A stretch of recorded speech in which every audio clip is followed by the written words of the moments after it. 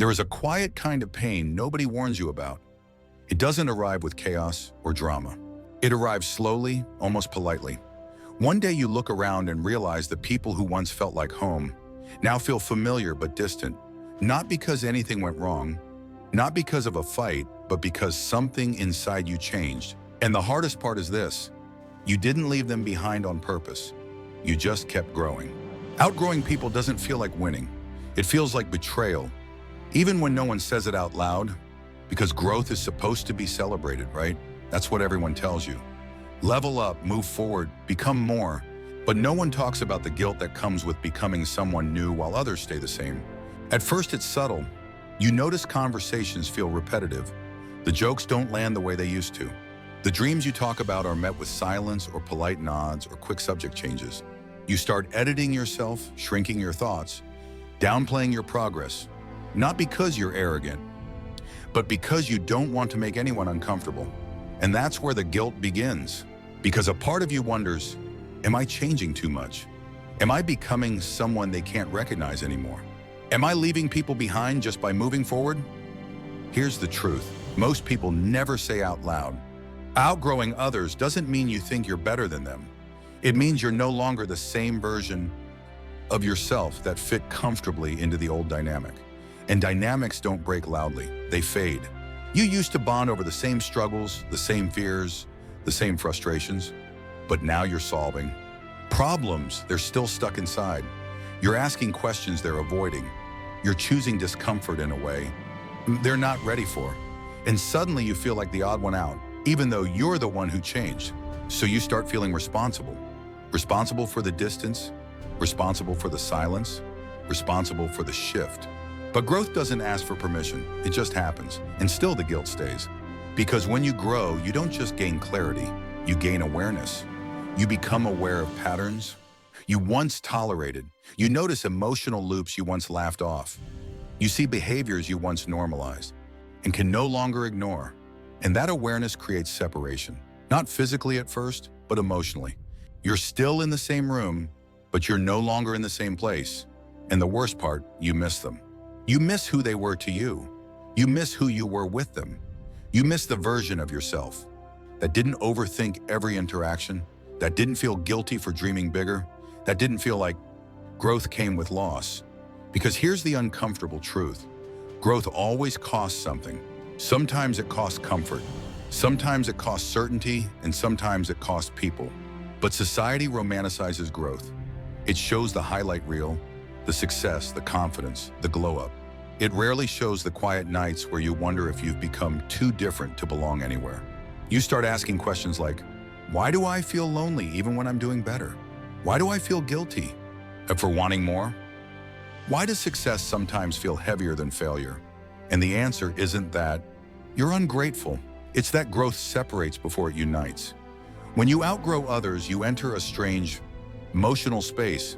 You're no longer who you were, but not fully surrounded by people who match who you're becoming. So you float, and floating feels lonely. You don't fit into old conversations, but you don't yet feel fully at home in new ones.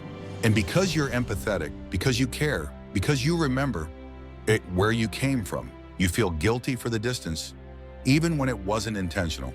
But here's something important you need to hear. Outgrowing others is not an act of cruelty, it's a consequence. Self-respect. When you start choosing honesty over comfort, growth over familiarity, self-awareness over avoidance, some relationships simply can't follow. Not because the people are bad, but because the relationship was built for a version of you that no longer exists. And that realization hurt. Because you don't want to hurt anyone.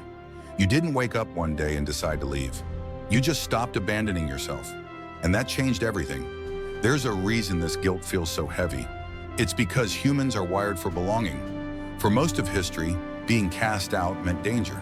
Isolation wasn't emotional, it was survival. So when growth threatens connection, your nervous system interprets it as loss. Even if your mind knows you're evolving, your body feels like it's losing safety. That's why you second-guess yourself. That's why you wonder if you should slow down. That's why you sometimes consider shrinking back just to keep the peace. But peace that requires self-betrayal is not peace. It's postponement. And eventually the cost becomes too high. You start feeling drained after conversations that once energized you. You feel misunderstood even when you're heard. You feel like you're explaining yourself too much or not at all. And that's when the guilt transforms into grief.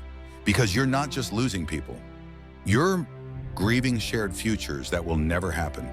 Plans that once felt certain. Inside jokes that no longer land. Dreams that no longer align. You're mourning something invisible. And invisible grief is the hardest to explain, especially when nothing bad happened. No betrayal, no explosion, just evolution. And yet the guilt whispers, shouldn't I stay loyal? Shouldn't I be grateful? Shouldn't I try harder to keep things the same? But here's the quiet truth most people learn too late. Staying the same to protect others eventually turns into resentment. And resentment slowly erodes love. You start showing up less, listening less, caring. Less not because you stop caring, but because you're tired of being somewhere you've already outgrown. And that version of you deserves honesty. Growth doesn't mean you forget where you came from. It means you honor it without letting it trap you. And yes, some people will feel left behind, not because you abandoned them, but because they chose familiarity over transformation. That doesn't make them wrong. It just makes your paths different.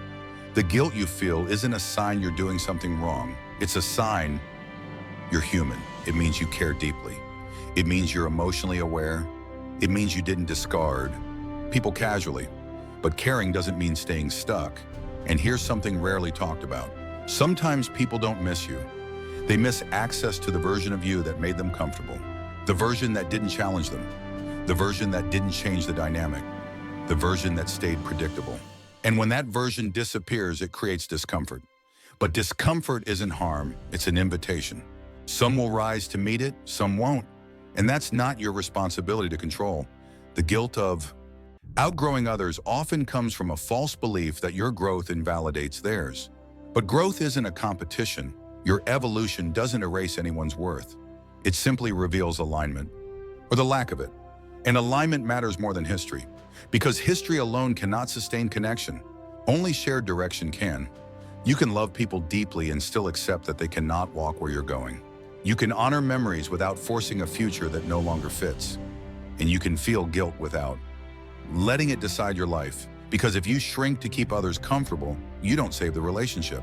You just lose yourself quietly. And losing yourself is a far heavier loss. In the next part, we'll talk about what to do with this guilt, how to release it without becoming cold, how to grow and without becoming detached, and how to let go without turning growth into loneliness. Because outgrowing others is not the end of connection. It's the beginning of a more honest one, starting with yourself. And here's the part no one really prepares you for. Once you accept that you've outgrown certain people, the guilt doesn't disappear overnight, it changes shape. At first it's loud, it asks questions, it keeps you awake. But eventually it becomes quieter and deeper. It shows up when you're doing well and suddenly think of someone who isn't there anymore.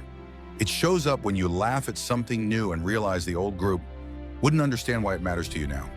It shows up when you want to share a win, then stop yourself. And in the end, that is not something to feel guilty about. It's something to respect.